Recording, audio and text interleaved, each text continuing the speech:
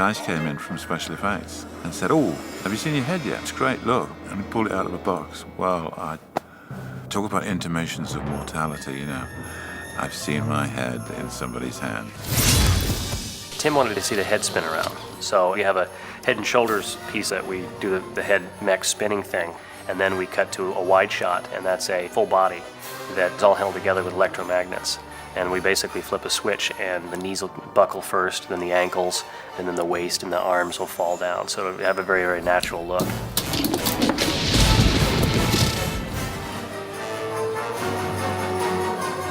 They cover you up, and it feels like any minute they're gonna stick 2 straws up your nose and suck your brains out. All the heads are silicone painted. The hairs have been punched in individually. Eyeballs are put in. And we'll take teeth casts of the actors and then make acrylic teeth and fit them in.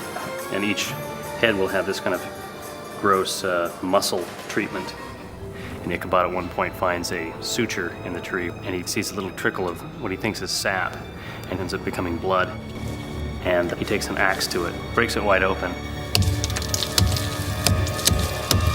and he finds these heads. Well, besides lopping off dozens of heads and creating the headless bodies to go with them, we had to build several types of animal effects, including a dead crow, a lifelike cardinal, and even a mechanical, flapping, screeching vampire bat.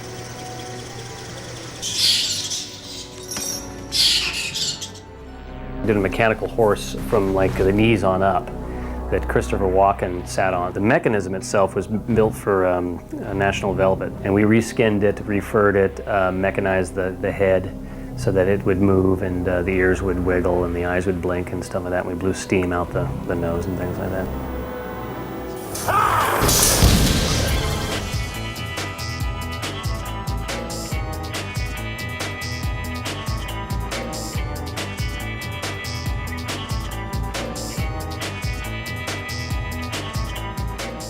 How do I get in and out of all of these crazy disguises?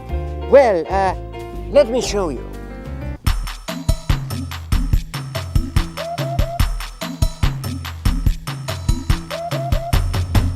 First I was Terry Swab, then I became Cuddleman. This guy right here, Kevin Yeager, or I call him affectionately Skleven Flager. He helped design, or he did design this look. Because we wanted to look half human, half turtle, and I didn't know what it was going to look like. I just said, I'm half human, half turtle. And Kevin said, what does that mean? So I got up in his face. We're friends now. I go, listen, man, I don't have time for your games. I said, half turtle, half human. Okay, so do your magic, makeup man. Yes, he's the real master of disguise. The hardest thing for me is to sit him down in a chair for 2 hours and try to find prosthetic pieces, blend them into his face, because he's got me laughing. Ask not what your country can do for you. Ask rather. Ask Dan Rather. He'll know. Kevin Yeager's a genius. I guess I'm allowed to say that. Why not? He is. I mean, it's an art form of the highest level. It was amazing. Like, say I said I wanted to look like Robert Shaw, and he would take some Polaroids or some pictures of me just kind of making the face like Robert Shaw. And I'll put them onto the computer, and using Adobe Photoshop, I'll start messing with that. And then he would design all this stuff, and he would make it look like Robert Shaw. Changing the pixels around, adding heavy weight to them, or a mustache or something like that. And then he would bake in his little Susie Baker oven and bake the rubber pieces and stick them on, and then I'd make the face. Ever seen a shark's eyes, Chief? Kinda like doll's eyes, all black and lifeless like. What happens when the makeup starts to come on like this, a lot of things will occur to me, like even with Turtle Guys, like I can do this and it's funny.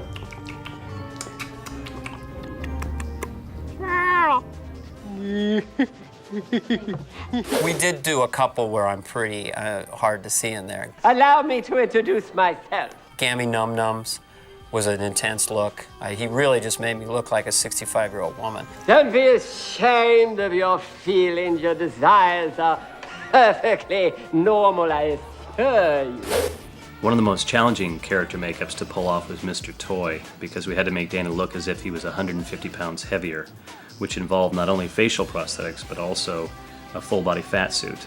And it was an added extra physical element, unlike other makeups like the George Bush character. God bless America. We'll protect freedom here at home and on abroad. Mr. President? Folks around here call me W. You can call me King George. Kevin Yeager and his group had done this fabulous costume, and our job was to help him spit cherries to knock out the henchmen. As in a lot of the effects in this, we got to leverage off Kevin's fabulous work, so our job became much, much easier. I'm going to call him Buttercup. I think I'll remember just being in that makeup chair, you know, Kevin Yeager and I getting there at 3 in the morning. It's just pitch black, and getting in a camper and just him working on me for hours, and then kind of seeing the character come alive. I am Prince Lalejama from the Ringy Dingy Heights near Bombay, Calcutta, and New Delhi, India, India, India. We had to create 2 lifelike bodies that match to John Travolta and Nicolas Cage perfectly in every way, down to the pore. They made a clone of me, which is terrifying to look at. You could trip out on it. It breathes and it twitches its face, and it's amazing. We took separate life casts of Nick and John, and then later in a sculpture we remolded them in silicone rubber. We wanted to give them life, you know, so what we did, we put servo motors in the cheeks and in the eyebrows. We radio control them with transmitters. When the puppeteers are working, it looks like he's dreaming. He's sort of in a dream, rapid eye movement state. And then the chest going up and down, like, so they really look like they're, you know, Nick Cage or John Travolta sleeping.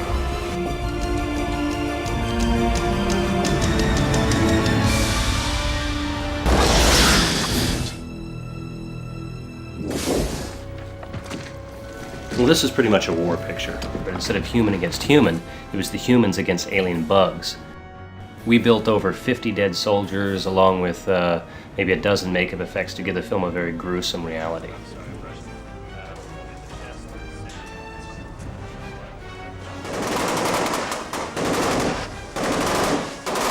Here we go, and action! You couldn't overdo the blood element with Paul. He's the kind of guy that seems to want more of everything.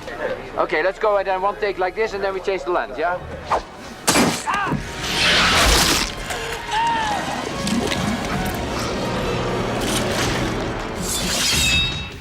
They're only 2 feet tall, you know, 2 feet, a few inches tall. So it's a very tiny package that has to do everything that a human does, you know, rotate upper arm and you know, lower arm, and then bending wrist, you know, and bending elbow, and then full rotation on the arm. Same thing in the other. Body has to move left, right, up, down, spin. Head, left, right, front, back, and also spin. So it's a lot of little tiny things in there. So we've got a guy on fingers. We've got one person on left arm, one person on right arm, one person on body and head to do all of this kind of stuff, this kind of action. 3 people in the face alone. So it's probably, anywhere, minimal 7 people, but it can take up to 8 or 9 people per puppet. I'll be back. I always come back. Who else knows? Jerry, Nate, Jerry, Nate. I've done a lot of human body effects recently. A lot of things I build end up going unnoticed. In conspiracy theory, we built a head of Patrick Stewart that Mel Gibson has to bite the nose off of. And a lot of people don't even realize that that's a puppet head he's actually latching onto. Many times I have to work with digital effects houses to help create the effect.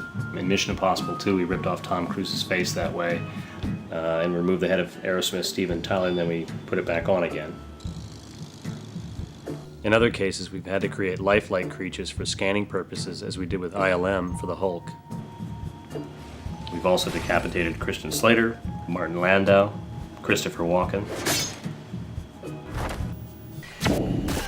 But I also really enjoy creating original characters in the form of creature suits worn by actors or building mechanical puppets.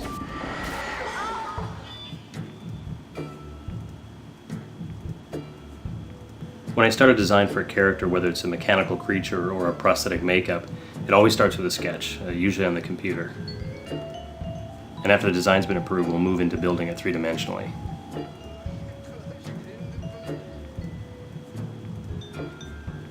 Well, I've been lucky enough to be involved with some characters that have become rather well known, like Freddy from Nightmare on Elm Street, Chucky from Child's Play, and the Crypt Keeper from Tales from the Crypt. We've had to create many different animal characters. Some were more fantasy-oriented than others.